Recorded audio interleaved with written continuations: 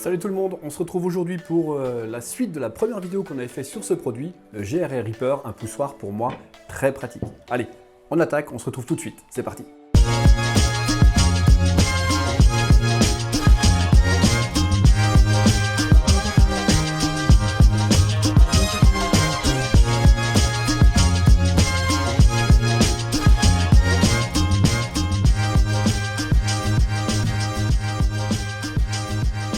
Alors, on va prendre ça, ce qui m'évite de prendre ça parfois et j'évite de prendre ça au maximum. Donc je prends le poussoir, celui-ci, au maximum, vraiment. On va faire ça sur une petite planche de contreplaqué, une petite chute que j'avais sur une petite étagère là-bas derrière. Voilà, on va s'équiper pour démarrer. Tout de suite, je vais prendre mes lunettes, mon masque, mon casque, indispensable pour mes oreilles.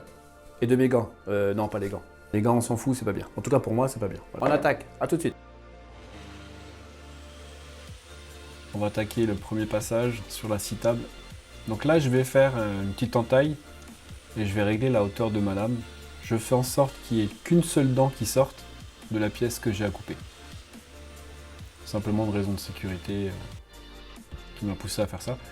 Là, je desserre ma poignée et je la resserre sur la droite pour faire un mouvement naturel de sortie en poussant sur le guide parallèle, ce qui fait que ça évite un petit peu un effet feedback. Même si le couteau diviseur fait son job, on ne sait jamais. En fait, l'effet feedback, ça évite que ça retourne en arrière, que la pièce de bois, vous la prenez dans le bide ou dans la hanche.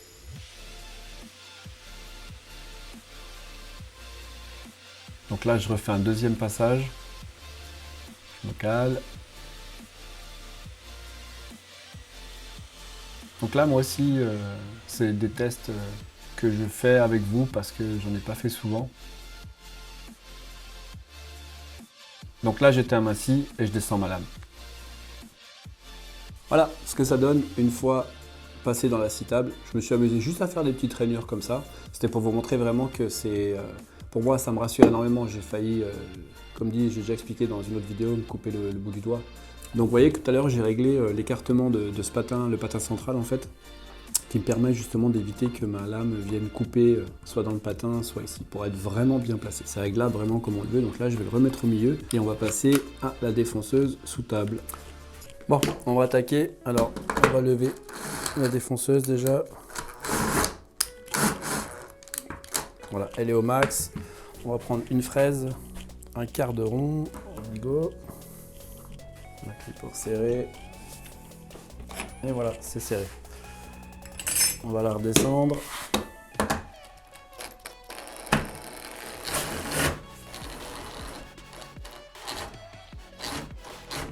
Allez, je la branche.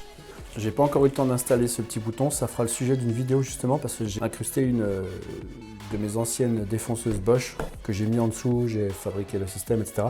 Ça peut faire l'objet d'une vidéo justement et on y reviendra. Donc voilà, ce que je vais installer en dessous. Pour l'instant, je suis obligé de chercher le câble et de le brancher. Donc c'est allumé en permanence et c'est un peu relou. Voilà, cette fois c'est sous la toupie, enfin sur la toupie qu'on passe. Vous voyez, c'est aussi pratique quoi. On a surtout les doigts assez hauts de tout ça et la main protégée quand même. Après, j'ai pas pris la meilleure pièce de bois pour faire ce test là. Mais bon, ça fait le job, ça permet de montrer quand même de quoi est capable ce poussoir. Allez, un petit passage en accéléré. Cette fois-ci contre le guide parallèle. Je suis bien en appui dessus. On fait une petite rainure en V. Alors ce guide parallèle, je l'ai fabriqué maison. J'ai incrusté... en fait, j'ai fait une aspiration pour mon aspiration centralisée sous l'établi.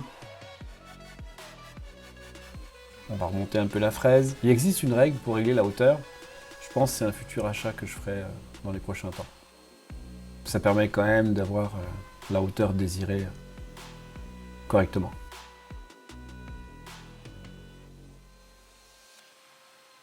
Bon bah voilà, le test est terminé sur ce produit-là. On voit un petit peu le rendu.